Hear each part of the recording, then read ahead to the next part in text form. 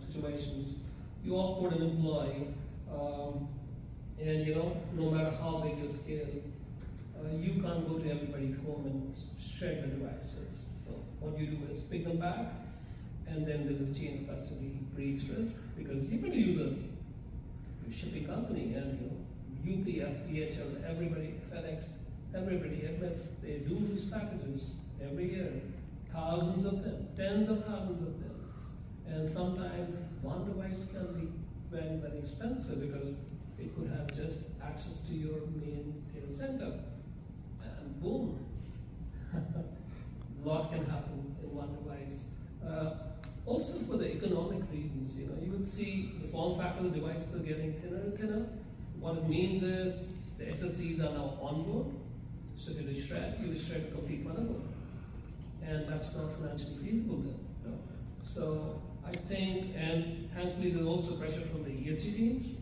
So I think the tailwinds are in favor of data erasure, and we have more IT managers looking away from shredding and moving to data erasure. One quick question before we move to the next building.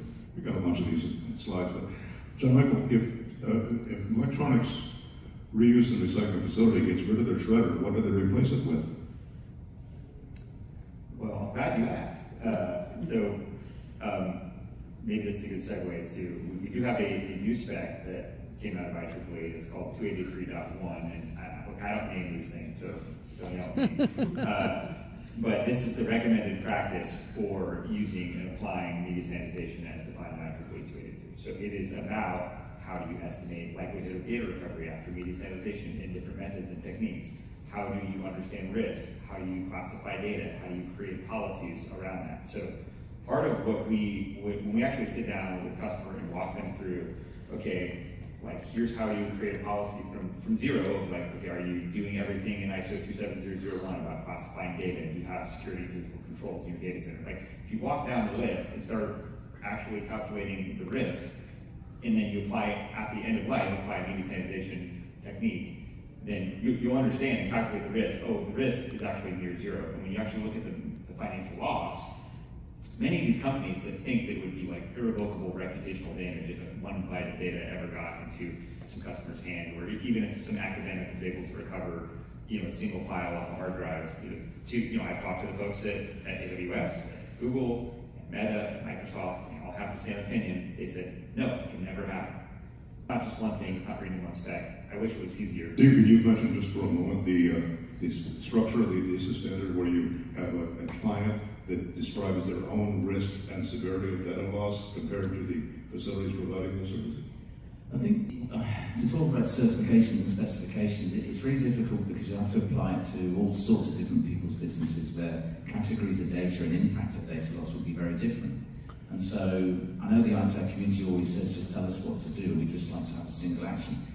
It's kind of not that easy, because if you've got a very high, I was using the UK MOD and the services, if data gets lost, people die. So I'm going to fry everything, I'm going to send it to the moon, because I'm going to take every possible action I can on that storage media to stop something bad from happening. But that's at that very high-end rarefied client. The vast majority of businesses need to take sufficient, and the word in GDPR and European, as you can tell, is appropriate technical and organisational measures. What's appropriate? Well, it depends. The law says that. So what we've done in ADISA is that we've created something called the data impact assurance levels, where the customers have to answer 5 questions, and it gives you a score of 1 to 3 what that type of customer is. It talks about risk appetite, which is really budget, I'll be honest. I wanted it to be budget, but the regulator said no, it has to be about risk. Okay, it's budget. It talks about categories of data, volume of data, it talks about impact of data loss. I can't remember the 5th because I'm really jet lagged. What's the 5th anyway? That's dreadful, I wrote the bloody thing. That's the 5th. That's awful, isn't it? Old age. But it creates a profile, and we apply that against sanitization specifications. So dial 1 to use, we defer to IEEE 2883 on reuse. So dial 1 is clear, it's vulnerable to the size of the drive, it's generally sufficient because you're leaving stuff in remapped areas potentially, unless the software does it properly. We use purge and then a smaller verification on the highest one is purge and 100% verification, gives you more and more assurance. So you're building levels of assurance to help the customer to make a decision to say, okay, that's enough, I'm okay with that. And that's the objective. And that's a very good point. To put this in perspective, if you know the client and the average amount of information that they're producing and that level of risk for that client. Let's move on. What are the biggest risks? Physical, business, financial, reputational? Well, yeah, I mean, I think. Well, if data erasure is done right, I would say the risks are zero, never. But if done right, problems are, there are not clear procedures and processes. Sometimes there's use that are not ADISA certified, so they don't follow the process and procedures. And we have got fantastic standards like 22.3, very device specific. But if you really use technologies that follow that, risks are minimal. But matter of fact is, a couple of years back, we had this Morgan Stanley thing paying $120 million in fines and penalties and settlement. We have Change Healthcare compromised this year, billions of dollars of revenue lost and reputation at stake.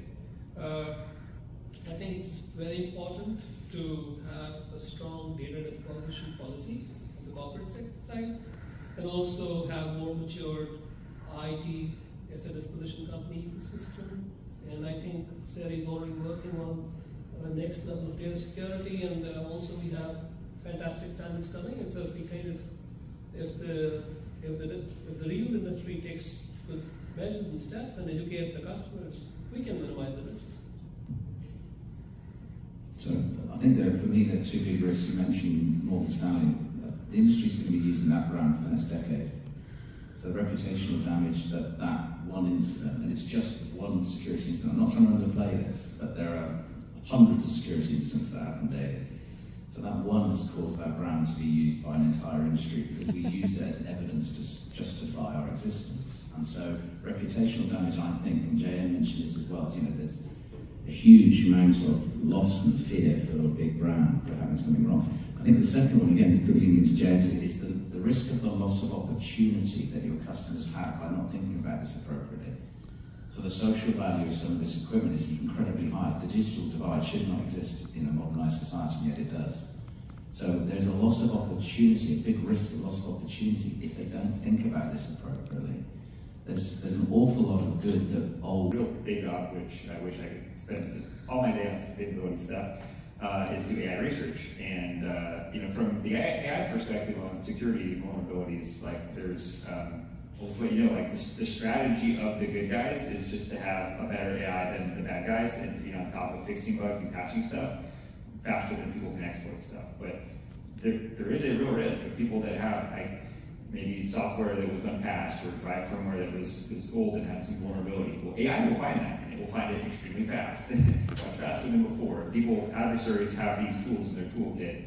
And it's going to be a change of the way people think about security. It's not going to be like the old days where you could just, stuff can wait for next week or 2 weeks from now or something. And before the evening reception, we're going to move on to another question, just so we don't end with that. There it is. What's reasonable in professional data sanitization? It ties together exactly what we've been saying. Yeah, so I think I have a member in the audience who can speak about this. Michael, would you like to give your opinion about it? He's a data recovery expert from Drive Savers. You want to say something about it? Well, so this is a great discussion, and I'm so glad you've gotten so far in the last couple of years. So as far as what's reasonable, we agree. There's definitely a degree of what's reasonable to assume the data is gone in a way that is able to be reused, so that we don't have to have so much waste. So we're 100% on board with, especially using data wiping, getting to a point to validate that. I think there's so many reasonable things we can do, and it's just a matter of working with the companies that are going to be able to recognize that the waste is too much. There's too much at stake, And so, so I'm all on board. Drive Savers is all on board. We totally get it, and we'll help validate whatever we can, either with a wipe or with whatever physical destruction there is. That's a minimal destruction to allow the resources to be, actually